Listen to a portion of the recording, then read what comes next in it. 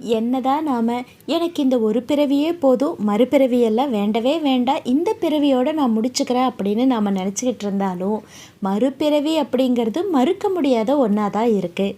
அதே மாதிரி இந்த மறுபிறவி அப்படிங்கிறது நம்முடைய பூர்வ ஜென்ம பாவ புண்ணியங்கள் கர்மாக்களால் நிர்ணயிக்கப்படுது அப்படின்னு சொல்லிக்கிட்டாலுமே இந்த மறுபிறவி அப்படிங்கிறது இந்த ஜென்மத்தில் மரணத்தின் பொழுது நம்முடைய எண்ணங்கள் எதை பிரதிபலிக்கிறதோ எதை நாடுகிறதோ அதை பொறுத்து தான் ஒருவனுக்கு மறுபிறவி தீர்மானிக்கப்படுகிறது அப்படின்னு பாகவதத்தில் ஒரு கதை மூலம் சொல்லப்பட்டிருக்கு. இந்த கதையை நம்ம கேட்கும்போது மறுபிறவி பற்றியான சந்தேகங்கள் நீங்கி ஒரு தெளிவான விளக்கம் கிடைக்கும். அதே மாதிரி மரணத்தின் போது நம்முடைய எண்ணங்களை எப்படி நாம் வச்சுக்கணும் அப்படிங்கிற ஒரு தெளிவும் பிறக்கும். கேட்கலாமா? இது பாசிட்டிவ் விங்ஸ். நான் பேரன்புடன் நிலானி. ரிஷபதேவருடைய மகன் பரதர். இந்த பரதருடைய பிறவிகளை பற்றி தான் நாம் இப்போ பார்க்க போகிறோம். இவர் இந்த பிறவியில் அவருடைய கர்மத்தை எல்லாம் துறந்து மோட்சத்தை அடையணும் அப்படிங்கிற ஒரே குறிக்கோளோட வாழ்கிறாரு. கடுமையான தவம் இருக்கிறாரு. இந்த தவ காலத்தில் அவருடைய மனசில் இருக்கிற விருப்பு வெறுப்பு ஆசை நிராசை இன்பம் துன்பம் பாவ புண்ணியம் அப்படின்னு எதுவுமே இல்லாமல் தெளிவான நீரோடை மாதிரி தன்னுடைய மனதை அவருடைய கட்டுப்பாட்டில் வச்சிருக்காரு.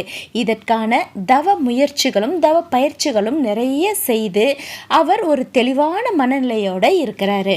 இப்படியான ஒரு தவ வாழ்க்கையை அவர் மேற்கொண்டு வாழும்போது அவர் விரும்புகிற அந்த மோட்சத்தை அடையும் விருப்பத்தை கூடிய சீக்கிரமே அவர் அடைஞ்சிட முடியும். இப்படி ஒரு நாள் பரதர் ஒரு நதிக்கரை ஓரத்தில் உட்கார்ந்து தவம் செய்துக்கிட்டு இருக்கும் பொழுது ஒரு புலி ஒன்று கர்ப்பம் தரித்த ஒரு மானை துரத்திக்கிட்டு வருதாமா. பயந்து போன மான் அந்த நதிக்கரையில் அந்த தண்ணியில் இறங்கி குட்டியை ஈன்றெடுக்குது. குட்டி போட்ட உடனே மான் மறுபடியும் ஓட புலி அதை துரத்திக்கிட்டு ஓடிருச்சு. இங்கே இந்த தண்ணியில் அந்த மான் குட்டி இப்போதான் பிரசவித்த அந்த மான் குட்டி தண்ணியில் தத்தளிச்சுக்கிட்டு இருக்குது. இந்த மான்குட்டியை பார்த்த பரதர் ரொம்ப பரிதாபப்படுறாரு. அந்த மான்குட்டி எங்கே செத்துடுமோ அப்படின்னு அதை தண்ணியிலிருந்து எடுத்து தானே வளர்க்கவும் ஆரம்பிக்கிறாரு. மான்குட்டியும் கொஞ்சம் கொஞ்சமாக வளர்ந்து நடக்க ஆரம்பித்து துள்ளி குதித்து ஓடவும் ஆரம்பிக்குது. இப்படி மான்குட்டி துள்ளி துள்ளி ஓடி விளையாடுறத பார்த்து பரதர் தன்னையோ அறியாமல் அந்த மான்குட்டி மேலே அலாதி அன்பை செலுத்த ஆரம்பிக்கிறாரு. தானே எடுத்து வளர்த்த மான்குட்டி இல்லையா? ஒரு நாளில் நிறைய நேரங்களை அந்த மான்குட்டி கூடயே செலவழிக்கிறாரு. இது இப்படியே போக போக கொஞ்ச நேரம் அந்த மான்குட்டியை காணோம் அப்படின்னாலும் பரபரப்போட தேடவோ ஆரம்பிச்சிருவாரு பரதர். விளையாட போன இந்த மான்குட்டி திரும்பி வரும் வரைக்கும் அதற்காக காத்திருக்கவோ ஆரம்பிச்சாரு. இப்படி இந்த மான்குட்டியை சுற்றியே அவர் நினைவு இருந்ததால தவ வாழ்க்கைன்னு ஒன்று இருந்துச்சு இல்லையா, தவம் செய்யணும் அப்படிங்கிற ஒரு நிலையையே அவர் மறந்து போகிறாரு. ரொம்ப சொற்பமான நேரம்தான் ஒரு நாளில் தவமே செய்கிறாரு. அப்போவுமே கூட அவருடைய நினைவு அந்த மான்குட்டியை சுற்றிக்கிட்டே இருக்கு. இப்படியே போக போக அவர் மரணிக்கும் ஒரு தருவாயும் வருது. அந்த மரண படுக்கையில் இருக்கும் போதுமே கூட அவர் எண்ணங்கள் அந்த மான்குட்டியை சுற்றியே இருக்கு.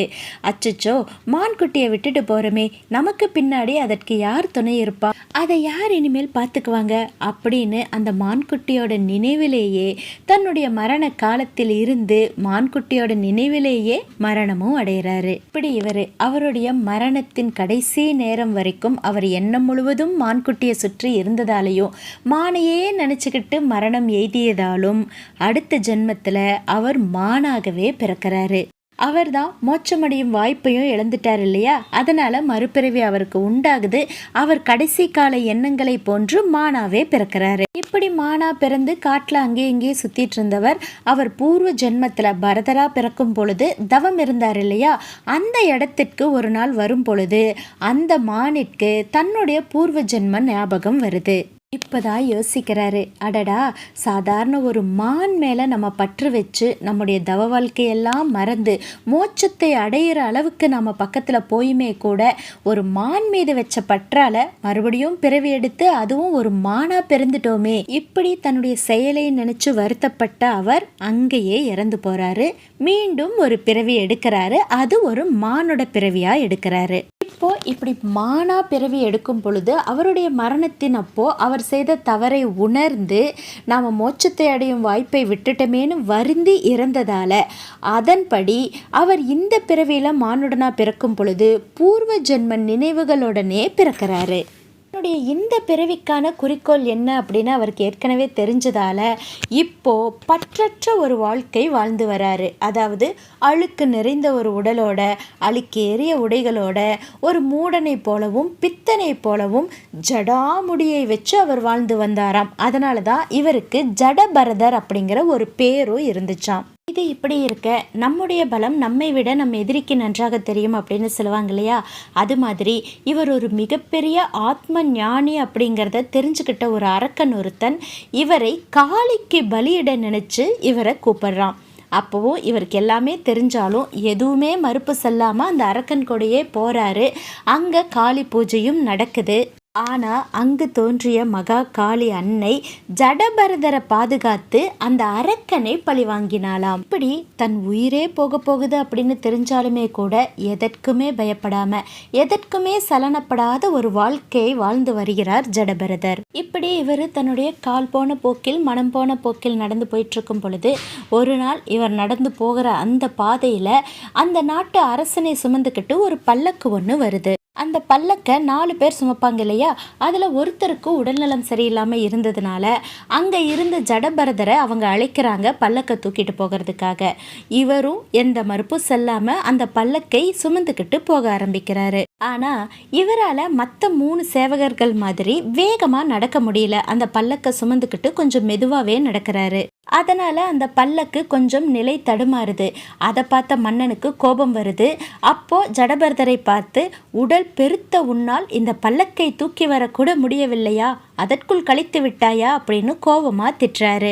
அதற்கு ஜடபரதர் சொல்றாரு, நீங்கள் மன்னரும் இல்லை, நான் பருத்தவனும் இல்லை, உனது பல்லக்கை நான் சுமக்கவும் இல்லை, அதனால் களைப்படையவும் இல்லை அப்படின்னு சொல்றாரா. இப்படியான ஒரு பதிலை கேட்டதும் அந்த மன்னனுக்கு புரியுது இவர் ஒரு மிகப்பெரிய ஞானி அப்படின்னு. பல்லக்கை விட்டு கீழே இறங்கி ஜடபரதரை வணங்குறாரு அரசன். உங்களுடைய பேச்சுக்கள் என் மனதில் பல சந்தேகங்களை எழுப்புகின்றன, அதற்கான விளக்கத்தை நீங்கள் தான் தர வேண்டும் அப்படின்னு கேட்க ஜடபரதரும் உலகிற்கு தேவையான ஒரு முக்கியமான விளக்கத்தை இதன் மூலம் கொடுக்கிறாரு. உடல் பருத்தவன் என்று நீங்கள் கூறினீர்கள். உடல் வேறு, உள்ளிருக்கும் ஆத்மா வேறு. உடலானது குழந்தை, இளமை, முதுமை என்று மாறிக்கொண்டே இருக்கும். ஆனால் அதற்குள் இருக்கும் ஆத்மா மாறாதது. நிலையில்லாத இந்த உடலைத்தான் நான் பருத்தவன் இல்லை என்றேன். அடுத்து, நீங்கள் மன்னன் இல்லை என்றேன். உண்மையிலேயே நீங்கள் இந்த நாட்டிற்கு மட்டும்தான் மன்னன். ஆனால் உங்களை விட பெரிய அரசர்கள் உள்ளனர். அவர்களை விட மிகப்பெரிய அரசர்களும் உள்ளனர். அவர்களுக்கும் மேலே இறைவன் என்ற அரசர் ஒருவரும் இருக்கிறார். ஆகவே தான் உங்களை மன்னர் இல்லை என்றேன். பந்தம், பாசம், உறவு என்ற எண்ணத்தில் நிலையில்லாத இந்த உடலின் மீது பற்று வைத்து கொண்டு ஆசைகளை வளர்த்து கொண்டு துன்பப்படுகிறோம். இந்த துன்பத்திலிருந்து விலக ஞானத்தை பெற வேண்டும் அப்படின்னு அரசருக்கு அறிவுரை கூறுகிறார் பரதர். இந்த பற்றில்லாத வாழ்க்கை வாழணும், பற்று இருக்கக்கூடாது அப்படிங்கிறத பரதர் உணர்ந்து கொள்ளவே இத்தனை பிறவிகள் அவருக்கு தேவைப்பட்டன. அதாவது அவர் எடுத்த அந்த பரதர் என்கிற பிறவியிலேயே அவர் நினைச்சிருந்தா, இந்த பற்றற்ற நிலையில் அவர் தொடர்ந்திருந்திருந்தா, மான் மீது பற்றில்லாமல் இருந்திருந்தால் இவ்வளவு பிறவிகள் அவர் எடுக்கக்கூடிய நிலையே வந்திருக்காது.